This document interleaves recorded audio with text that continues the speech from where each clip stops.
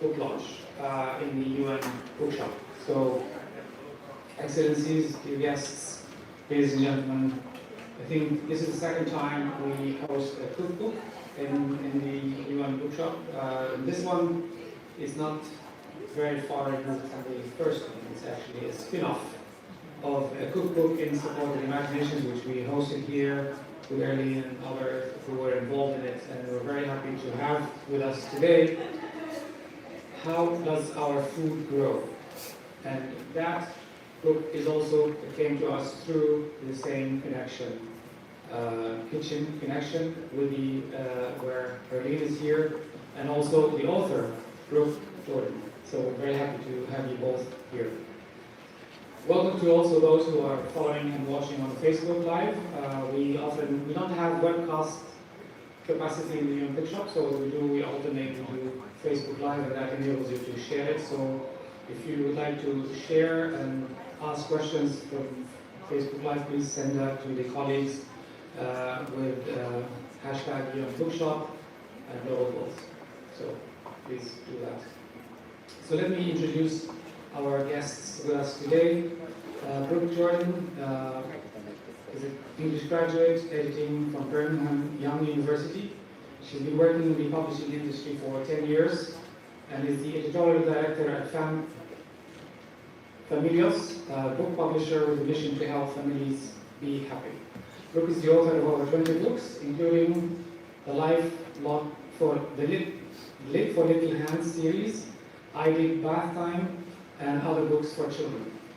In addition to writing, Brooke is an award-winning editor and book designer and a former fitness instructor. She and her husband Tyler currently live in Cedar Hills, Utah, and with their 3 children and 2 cats. We have that. And of course, also with us is Erlene Cruz, who is the founder and director of Kitchen Connection, an education hub in support of a better food system, and the platform hosts online and in-person interactive cooking classes, discussions bringing together farmers, indigenous people, chefs, and food activists who believe in and advocate for the need for everyone to have access to quality food, healthy food. Healthy for people and healthy for the planet. Through this work, Erlene directed the authorship of the New York Times reviewed cookbook in support of the United Nations for People and Planet, which I think is available in the bookstore here. If you haven't got it, you can get a copy. And we launched it in the UN bookshop in April of this year. And at the time when Erlene told me about this project, I said, well, let's have it also in the UN bookshop. And unfortunately, Melissa couldn't be with us today. I know you spoke to her, but her program changed. Lisa Fleming is the USG for Global Communications, and I was hoping to be with us today. She might stop at the end, but we'll depends on other engagements. I would also like to welcome Dr. Anthony Dragona, Union City Board Education School, Interim Board Secretary and School Business Administrator, who will be speaking on behalf of the schools worldwide who was involved in the development of this book, and he is joined by 2 of his students, sisters Emily and Ella. They're with us here in Thacker, sharing their perspective on participating in the project and who will read from the book. They might be the youngest people to read here. We'll see. We'll check the records. So I would also like to invite with us His Excellency, Her Excellency John Sedano, Deputy Permanent Representative of the Dominican Republic to the United Nations, to make her introductory remarks. And I remember you were with us for the first book.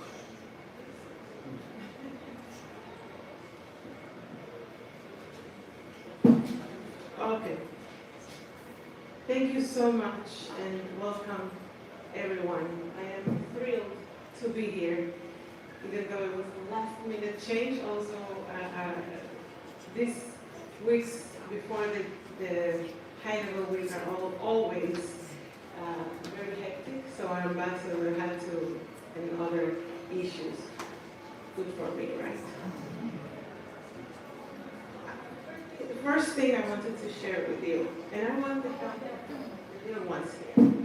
How does our food grow? What word stands out more for you? of that phrase. Is it how? Is it thus? Is it our? Is it food? Or is it grown? Whatever comes to mind. Food. No. To me, it's our. And why our? Because we all have the right to healthy food on our tables, especially at any age, but especially our children, no matter where they live, no matter if there's a war around them, no matter if they were hit by a hurricane or an earthquake, we have to make every effort here at the United Nations so that all children have food on their table, no matter what, and that their parents have the ability to put food on the table. And another thing about this book is, and I think it's also related to the our concept, is the importance we must give to agriculture. Even young people, young farmers, why not? We can take advantage of all the technologies we have out there and this movement of sustainable farming to innovate more and to promote agriculture since a young age. In the Dominican Republic, island in the Caribbean, for those who don't know, even our Native indigenous people used to have a small farm just behind their house. They used to call it Ponuco. And it still happens. Eileen is from the Dominican Republic, I'm sure you know this word. And it's a family farming initiative. Let us promote that and let us bring that into our daily conversations with our children so that they understand the importance of growing food, of contributing to food security. That's also a major thing for the Dominican Republic in the United Nations, to ensure that food security is no longer an issue in the United Nations. Why do we have to talk about food security? We shouldn't be talking about food security. Everyone has the right to food. So I do not want to talk too much, only to congratulate you and the authors of this amazing book. I have 3 children and 2 cats as well. And especially my youngest, who's 11, is very much into cooking and into making his own food, pretty much because we're both too busy, so he has to tend for himself so many times. The illustrations, everything around it, I think is so valuable. The fun facts about each of the products that are highlighted, very, very interesting. And at the end, I also wanted to highlight this. I'm taking too long. How you explain these concepts to children, because so many times you use the USG, ASG, no one knows what we're talking about. So thank you for this. Thank you for this, because it really connects what we talk about in this building with real people, with who we serve. We are serving them, we have to make ourselves better understood. So thank you again. Thank you for the opportunity. Thank you, Your Excellency. And I'd like now to invite friend Stefan Frittenhofer, Chargé d'Affaires of the Austrian Permanent Mission to the United Nations. Stefan. Yeah, thank you very much, Mahina. It's good to be back. I just came back to New York, and we met before. Excellencies, colleagues, dear friends, a warm welcome also from the Permanent Mission of Austria, and I'm honored to fill in for my Ambassador Maschik, who is just on the plane back from Austria to New York. He's about to land soon, and he sent his best regards. And he was more than happy to contribute to the preface of this lovely book, and he shared his personal impressions about it. And those were impressions of excitement and appreciation for this wonderful publication. So how does your food grow is just as it's, if I might call it like that, this parent book, the cookbook in support of the United Nations. It's a lot more than a cookbook. It's a lovely children's book about food and the story behind the most important ingredient for our life and their livelihood. And I really have to say, I mean, I looked through the book yesterday, and it's really delightfully illustrated. And it takes us, the readers, smaller and younger ones, and a little bit more seasoned ones, into the fascinating interconnected worlds of farming, agriculture, biodiversity, health, food production, ecosystems, and so on. So, but in a very good way for us to understand, all of us, how all of this is interconnected and how this works. And in fact, by doing so, it touches really on some of the most important issues and timely issues we have and that deeply affect us in daily life. And it's actually also topics that my colleagues know that we're discussing on a permanent basis here at the United Nations. And so it's not always easy discussions, sometimes they're quite political, but they really affect our daily lives, and therefore this book is also a good reminder of what is really the basis of our discussions about what we are actually talking about.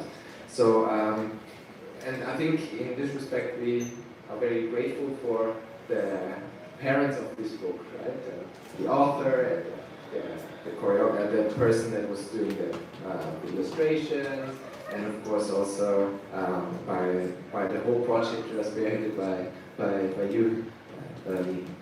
So I think it's really a team effort. This is a really great book. As I said, I was already browsing through the book yesterday. I'm looking forward to actually reading through it, learning from it, and perhaps trying one or two of the recipes inside the book. But after all, it's also a cookbook, and it might hopefully help me to finally learn how to cook properly. So I'm still struggling with that. So, and in the end, I think also this book is a perfect gift. It's a bit early for Christmas gifts, but I think it's something which, so I hope all of you will then take a chance and then also get a copy of it. So, once again, let me congratulate all of those people that contributed to the book. Wish the book a lot of success and lots of happy readers. Thanks a lot. Thank you, everybody. Thank you very much. And I think it doesn't have to be Christmas. We're introducing something called the high-level week gift. So all your delegations coming from Capital, they come here, buy a gift, and take it back. And that you could do this before. I'm very happy now to invite Ms. Hannele Tikkanen, the Minister Council of the Permanent Mission of Finland, to make remarks. Thank you so much. Maybe the Christmas comes early this year. So, Your Excellencies, ladies and gentlemen, especially the younger ones, I'm very pleased to be here. That How Does Our Food Grow is a beautiful book, and as somebody else before me already said, it might even inspire me to try some recipes. I'm not a great cook, but especially the fonnie and sweet potato crab cakes, especially. Well, I need to say something about school meals because I'm speaking here on behalf of my minister. So, as to the school meals system plays a central role in the Finnish educational system. Equal access to education and free of charge school meals have been a key factor in supporting economic growth and transforming Finland into a knowledge-based society. Initially, school meals were introduced to address post-war poverty and malnutrition. The law to provide meals free of charge for all pupils came into force nationwide in Finland in 1948. So for over 70 years, Finland has been offering free school meals for all students, the longest running free of charge school feeding program in the world. Well, luckily, the school meal system is spreading, and the School Meals Coalition was launched at the UN Food Systems Summit in September 2021 under the leadership of Finland and France. More than 8 countries from the global north and South together with more than 80 partners, including UN agencies, NGOs, think tanks, and academic partners, came together to improve and restore school meals programs as a transformational platform for food and educational systems. The coalition promotes the local food growth by small producers whenever possible. That aim is naturally well in line with sustainable development and climate goals. Well, the first global ministerial meeting will be hosted by France this October. I'm happy to announce that our Minister for Foreign Trade and Cooperation, Mr. Villafario, will be chairing the meeting together with France. His predecessor, Mr. Vilas Ineri, was World Food Programme School Meal Advisor. I heard from Berlin that an ambitious class, and I also met the headmaster and was it the chef, what was the food? Culinary guy, sorry, it was such a nice guy. That there was an ambitious class which made Murinborgalette, that is the Finnish crepes. That is a very respectable achievement, and judging by the pictures I saw from the event, they looked very good and must have tasted even better. And they had a real Finnish chef back in guiding them. I know Murinborgalette myself because my aunt is also a chef in Finland, and she makes them every summer in the garden, and it's a very special treat. You can eat them both with savory or sweet. So whenever you have a chance to try Finnish Murinborgalette, I recommend it wholeheartedly. Thank you so much. Thank you. And looking over your shoulder and trying to read the name of that graphic that is that I gave up.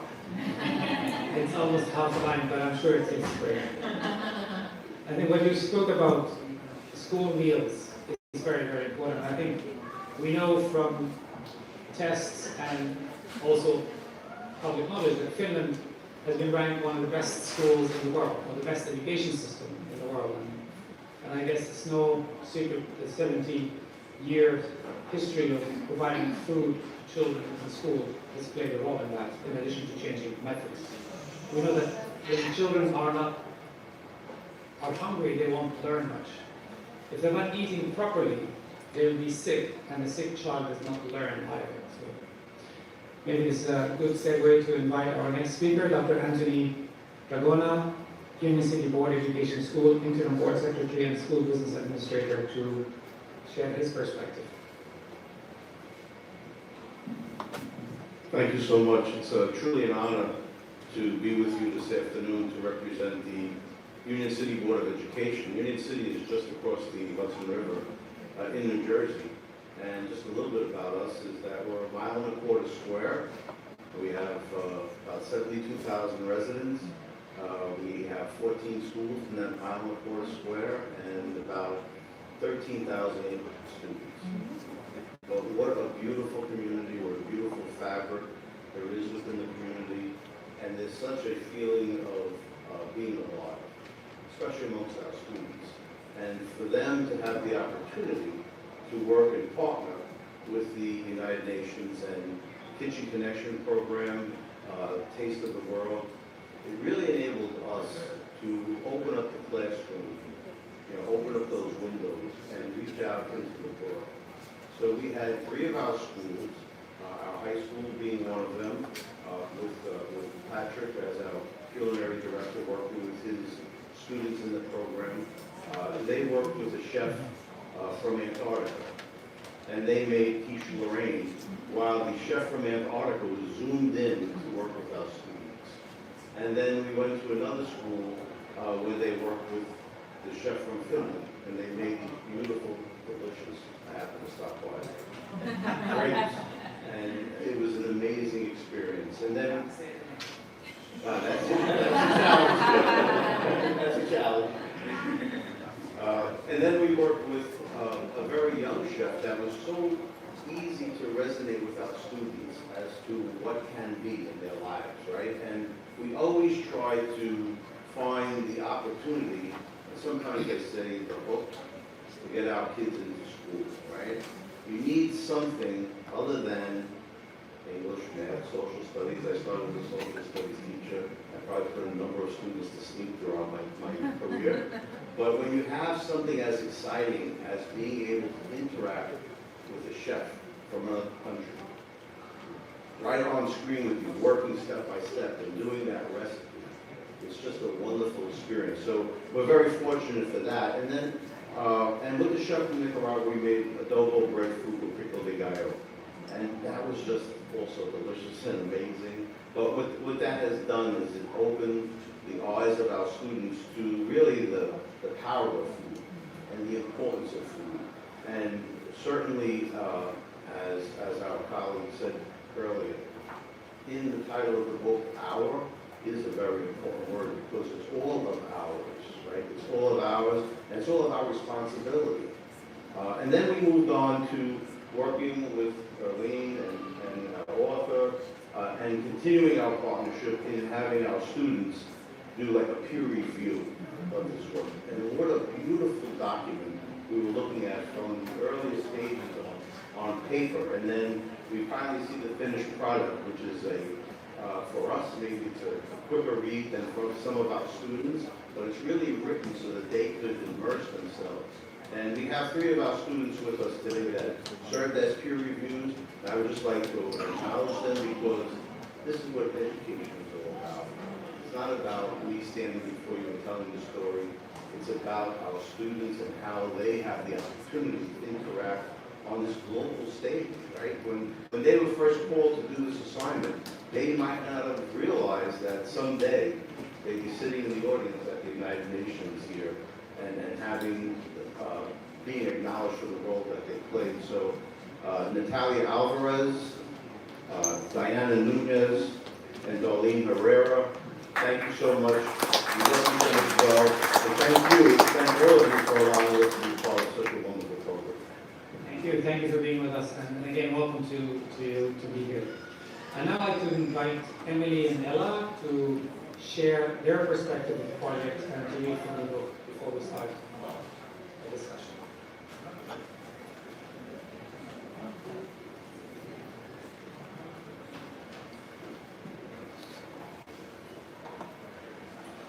Hi, my name is Emily Hunsaker, and I'm 13 years old.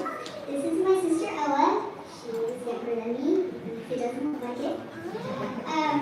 Growing up, I've lived in many different places, including China, and I love different cultures and different people. One of the cultures that I want to learn more about is Egypt, and so me and my dad are planning a trip to Egypt sometime. One of my favorite parts of culture is the food. I love Japanese, Indian, and Thai curry. I love Indian pasta, Italian pasta. I love Mexican tacos, and I love Chinese as well. I love Asian pears. We find them in China, and our family loves them. When we came back to America from China, we decided to try them here, and we got them at the store, and because they were shipped from Asia, they were less flavorful. So, they were delicious.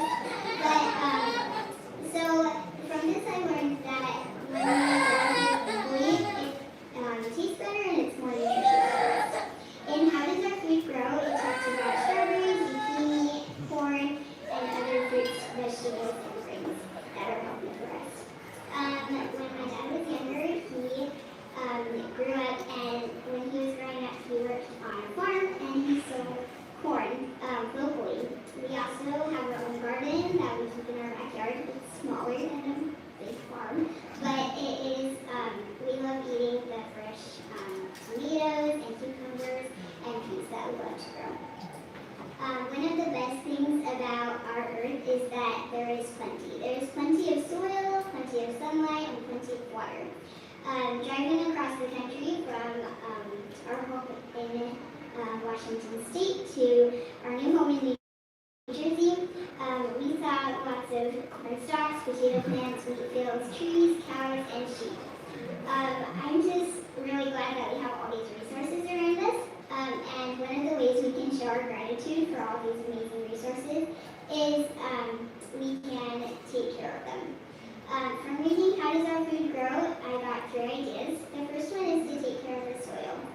I think taking care of the soil means to give it the nutrients that it needs so we can eat healthy fruits and vegetables. The second one is to eat healthy.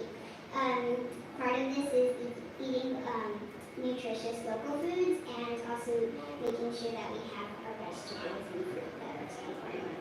And the third one is to not waste our food. We shouldn't have more than we need, and we should get food. And I just think the earth is such a wonderful gift, and we want to keep it beautiful and plentiful for generations. We pick them before they fall. Pears and figs come from orchards too. Find them around the world, from China to Peru.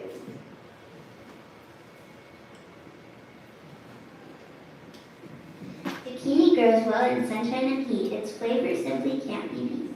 Under wide, flat leaves you will find zucchini grows on a thick green vine. Vines grow lots of our favorite eats like watermelon, pumpkin, and other trees.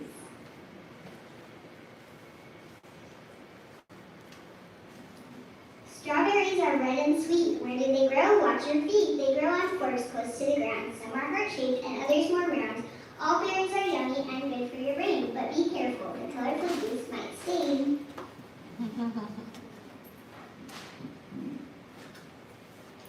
How does corn grow? Up high on a stalk. Corn has ears, but it can't talk. Another name for corn is maize. People eat it worldwide in different ways.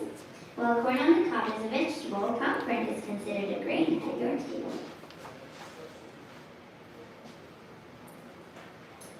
There are other stalks that you can eat. They grow in bunches, tall and neat. Asparagus grows from a rhizome root. A springtime crown that sprouts of tender shoots. These tasty spears are packed with vitamin C. They can be purple or white, but are usually green. Another rhizome for your lunch. Bananas grow in a crowded bunch. They start out green and change to yellow. Bananas are sweet, and plantains more yummy. Eat, so plant when it's cool and you're in for a treat.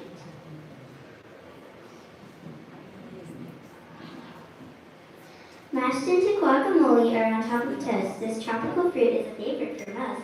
Avocados are packed with healthy fats, grow on a tree, and have a pit in the middle, just like lychee.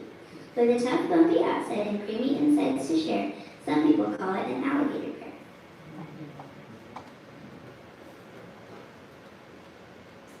A prickly pineapple has a secret to hide. Sweet, yellow, juicy goodness inside. They first grew in the rainforest of Brazil, where wise local farmers still harvest them with skill. Pineapples love climates with a tropical breeze, sunshine, rain, and tall palm trees.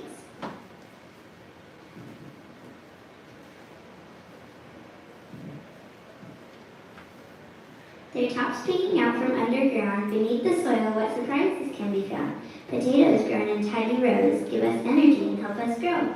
From hash to mash to sweet potato pie, you've got to give different potatoes a try.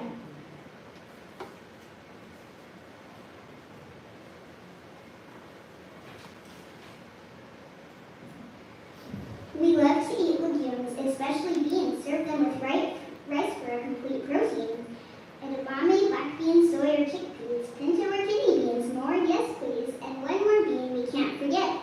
Cacao beans give us chocolate. Here we have another bean. This one is quite long and green. The beans, pods, and leaves all have a nice taste. When you eat the whole thing, nothing goes to waste. Green beans grow quickly and are gentle on soil. Freeze for later or try them seasoned and broiled.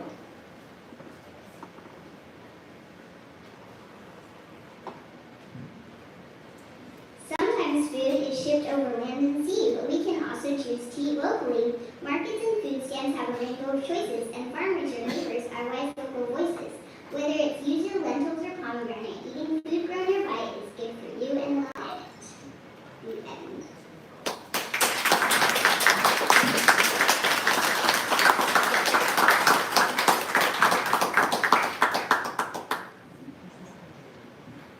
Thank you.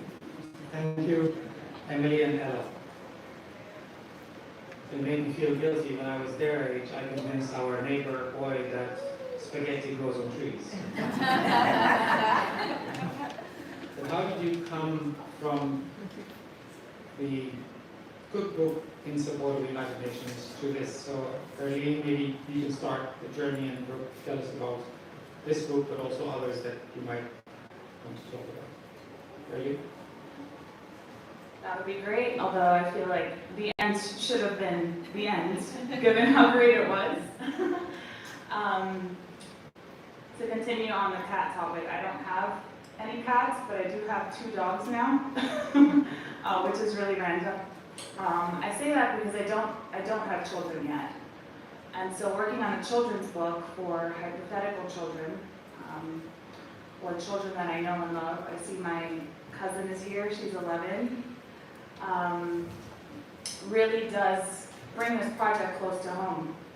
And so in many ways, as serendipity would have it, we're here just a few months after the cookbook launch, and it wasn't our intention to be back so soon. So thank you so much to the bookstore team for hosting us again. It takes a lot of work. I see Anthea back there and Irina, and thank you for opening the doors, your hearts as well to this project. Thank you, Maya, for moderating again, for being with us on this journey for so long.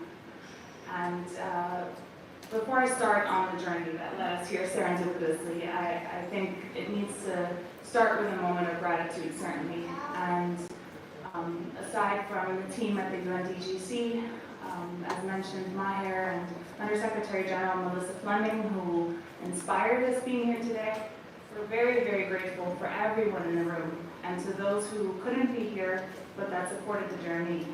Our board members, who I'll elaborate on a little bit more, as well as the Union City School District.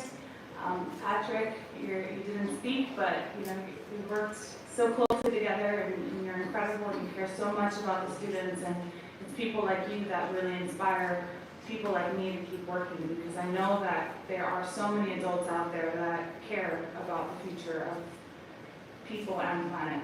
So thank you. Of course, to Hawa Diallo, who's not here, and to her team, who's been supporting us since the beginning, and author Brooke Jordan, and Kay Whittleson, the illustrator, who wasn't here, but in many ways it's the illustration that brings us into this book, right? I mean, I actually don't have a confirmation on this, but I'm pretty sure her process was by hand for the most part, right? So it was a very organic, book that was created with traditional methods. And on that note, thanks to Brooke and the team at Familias for allowing us to be part of this project. Just so you know, our plan was indeed to develop a children's book that was based on the cookbook in support of the United Nations. And since we worked so well with Familias on that project, their whole mission is families. That's why Familias, helping families be happy. It made so much sense for us to go back and work with them. I see Ashley in the crowd and Christopher, who came all the way from California. Thank you so much. Again, it made so much sense to continue to work with them. And so we sat down with a Google Doc remotely. This is actually the first time we're all in the same room in person. And we started ideating, what would a children's book look like? How could it actually attract children to very heavy topics around climate change and biodiversity and food systems and deforestation and all of these things that are quite heavy but necessary to educate children on. And while we were sitting there brainstorming, Brooke was like, well, I have this book that's kind of already in development, and if you want, she's very humble, you can take a look and see if you're interested in it. And so I saw it, and I was like, oh, these illustrations, they're so cool. And so I took it to my board, and they were initially, honestly, a little reticent because we had just launched the book, and so resources were a little tight, but we all realized that it was something that needed and deserved our support and our attention. And so thanks to Brooke for believing in us that we could in any way make this project better, we came on board and supported. And we always talk at KC about not duplicating efforts, and This is an example of that. You know, why create another book if there's already one that's great? And thank you so much for that. So that's the journey of the book. And so we're very grateful to be here with you. If we think back to when we were children, certainly all of our school times are marked by either local or international events that marked our time when we were children. For me, you know, I was old enough to be aware of what was going on around 9/11 and the things that unfolded then. The UN playing a big role in mitigating the consequences of that. And for children around the world these days, climate change is at the forefront. It's a huge topic, in addition to all the conflicts and maybe some economic crises that might be happening around the world. In fact, researchers conducted a study that was released in June, and after surveying 10,000 students around the world, 59% of them are deeply afraid of the consequences of climate change. 45% of them are living with this fear on a daily basis in a way that's inhibiting their daily performance. And these are factors that psychologists look for when determining whether or not, you know, they are suffering from mental instability as a result of anything. So it's deeply impacting children.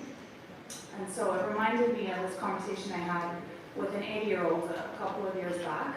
She's still alive and closer to 90 now. And I was just curious about her perspective on life. And I asked her, you know, do you think things are actually worse now than when you were growing up? And she was like, no, I don't think they're actually worse. We just have a lot more access to information. We're just a lot more connected, for better or for worse. And sometimes for better, sometimes for worse. And in this case, it's just a lot harder for us to separate ourselves from all of the crises that are going on. So imagine being a child growing up these days in school, really aware through social media and just everything that's coming in of all of the issues locally, globally, and then trying to get through school. And it's really exhausting. So we have a role to play. And we're not here to talk about challenges exclusively. We all know about the data.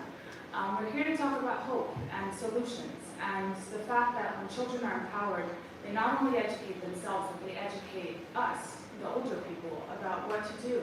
And so that is the hope that we have through this book, to empower children to find words and tools to actually be able to express themselves and the impact that food has as it relates to climate change and planetary health issues overall. I think I said all of that. One thing that's kind of striking is that in talking to a lot of food systems experts, they mention that children, particularly in urban areas, are unaware of where their food grows. I've heard this more than once, that sometimes children in urban areas think that food grows in supermarkets. And so this book was a way to really make the connection to those conucos and those farms where Emily and Emma grew up, that allow us to really connect to where our food grows. And by understanding that broccoli can't take the heat, but zucchini likes it hot, when things change, when it gets colder or hotter, maybe we won't have access to our favorite fruits and vegetables. So it's a subtle way to talk about these challenges, introduce these challenges. It's written for an audience of 4 to 7-year-olds. And so I'll just show you a little bit of the back that Ambassador Sedano referenced. This part is mainly for parents. It's definitions about biodiversity and climate change. So it's a way for parents to introduce these topics in the way that works best for their children. David and I spoke about, you know, I don't know what they should say. Like, you know your children best, and that's the whole point. You know, this is the first time we're hearing them speak. Emily and Emma are brilliant. They have the answers in their hearts. Children also do. They just need a little inspiration, wherever that comes from, and ideally from their parents. And the back has recipes from the cookbook in support of the United Nations with carbon calculations and nutrition calculations. Again, simply to start introducing these ideas that human health and planetary health are connected to the foods that we eat. And so, I think I said it all, except thank you. And we hope that, like Dr. Dragona and his support, we can bring this book into classrooms around the world. We are a founding member of the School Meals Coalition, so at Kitchen Connection we believe strongly in the power of school meals. And we really want to thank our board members, Excellencies Ambassadors Jose Blanco, Sedano from the Dominican Republic, Ambassador Marshik from Austria, Jovenos from Switzerland, and other key supporters who are here with us today, including Minister Tikkanen from Finland. We know that we're on a path to bring this book to life beyond the page, and we hope that you'll join us in whatever way that is. Thank you so much for believing in the mission and for listening. Thank you so much.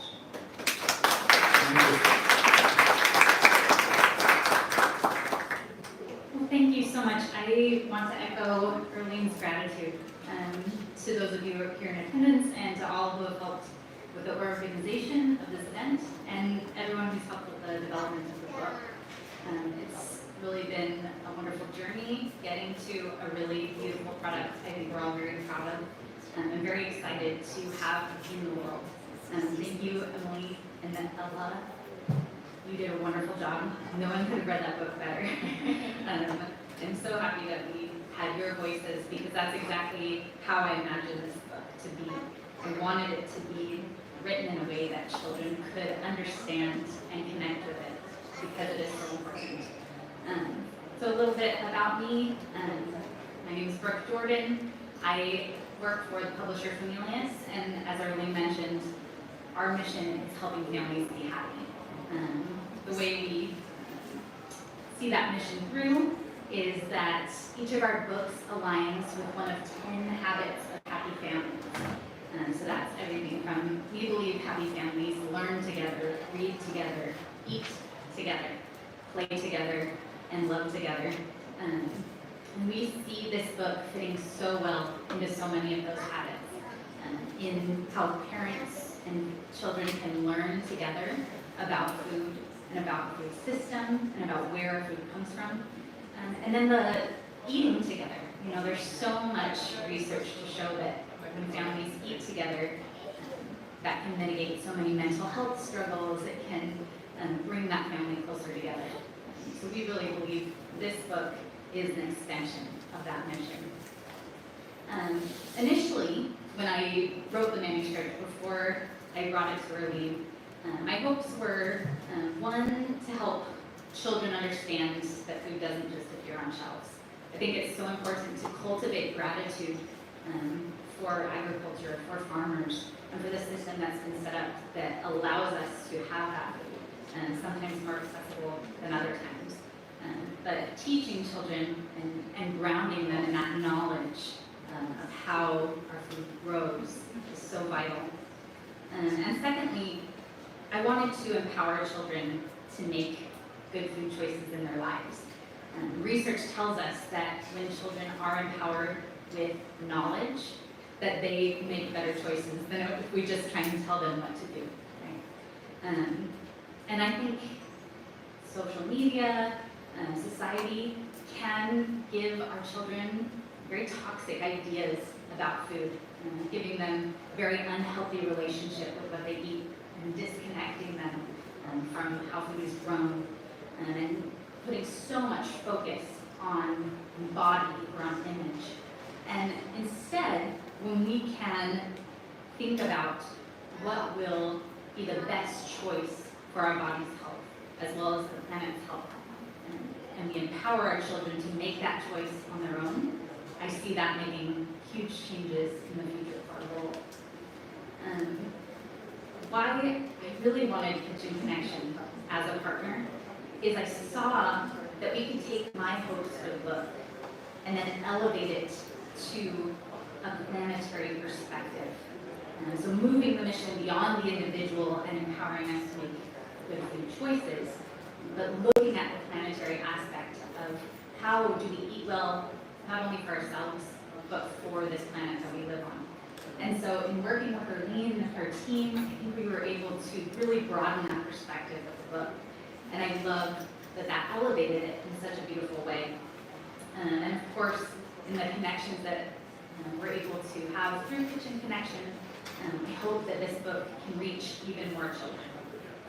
To me, that's the most important audience, that we get this book in the hands of children who can be inspired, who can then go on to change the world. Ultimately, if this book can help one picky eater try a new vegetable, or help one family plant a garden, or help one farmer feel appreciated, then I feel that I've done my job as the author. So thank you again for being here and for helping us celebrate the launch of this book.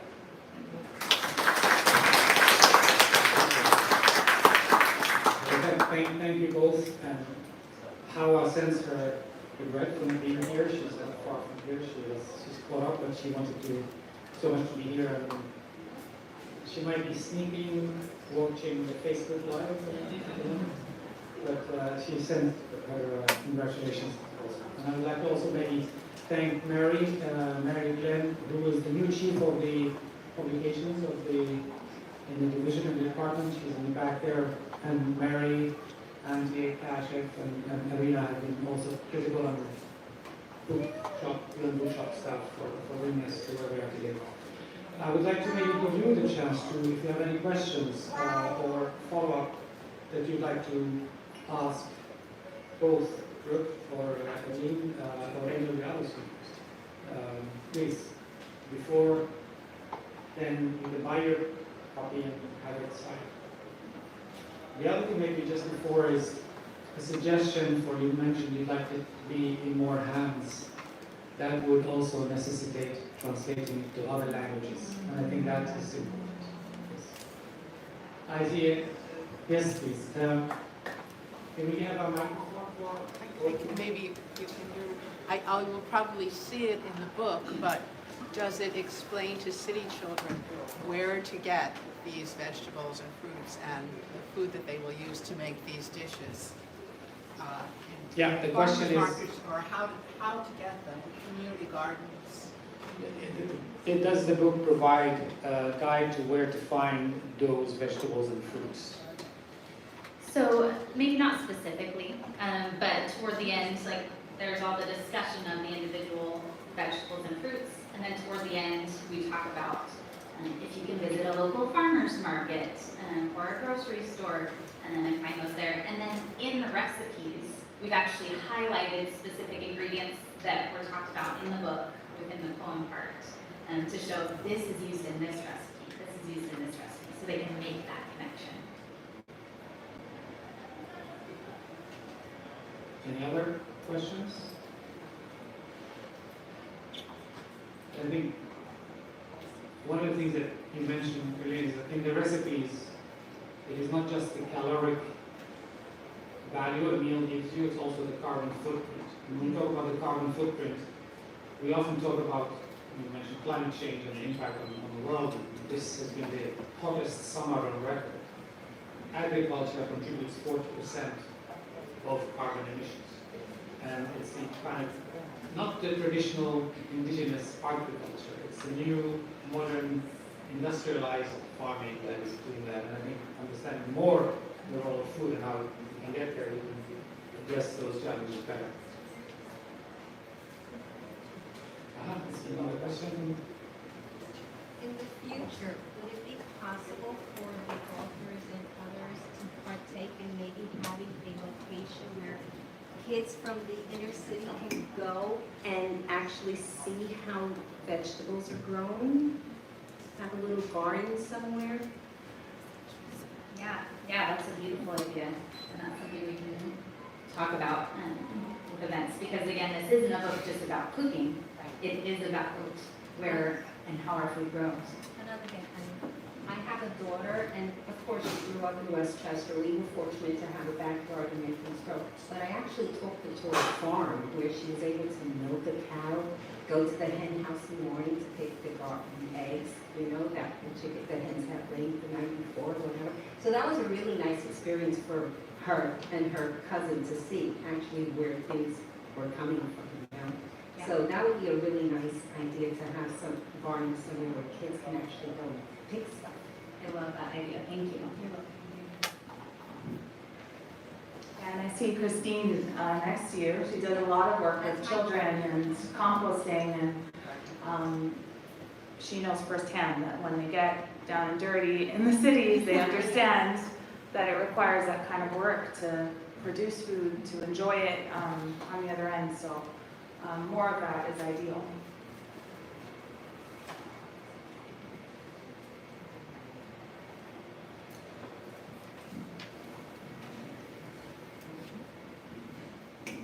Thank you very much, and thank you for the presentation. I was just wondering if there's a specific age group that this book is targeted to? Right. Okay. You lost my. So the book is for 4 to 8 years old, and that's the targeted market for a picture book. So when we were writing the text, that's kind of the reading level that we aimed at. However, this is a book that I hope parents are reading with their children so they can explain any concepts they might not understand. And I think it can also be interesting to older children just because, as has been mentioned, not everyone knows the process of where our food comes from.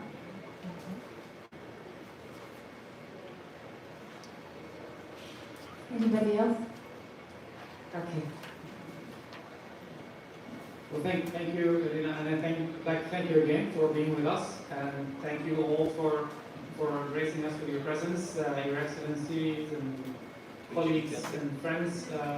This, of course, wouldn't have been possible without an idea being born and growing like fruit until it then gives fruit first to a large fruit bear and then to we are happy to host events in the UN, and I think we're lucky with today because as of tomorrow it will become more difficult to come to the UN, and we'll resume again in October. Thank you again. Thank you very much.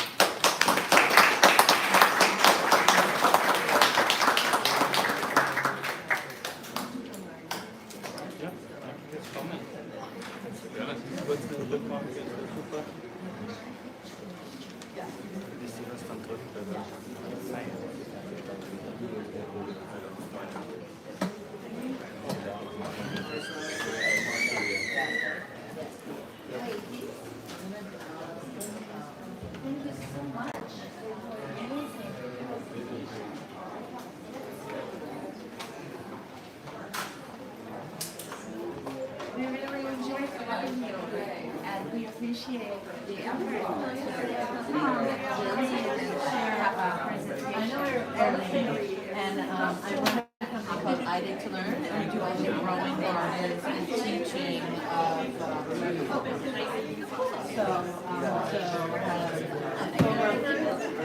oh yes, that's true. Hi Ashley, yes, super. So and then my other level is a executive producer for Sesame Street, so I know media and all that fun stuff that you guys do in the publishing world.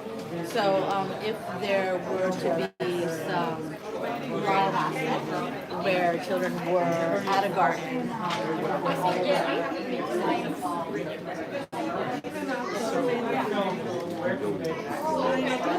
Can I have a card?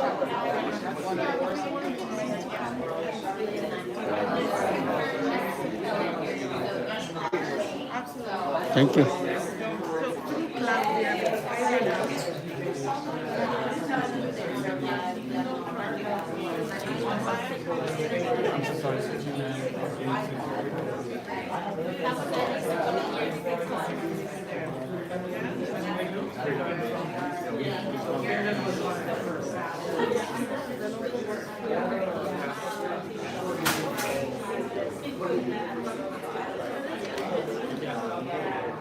Congratulations.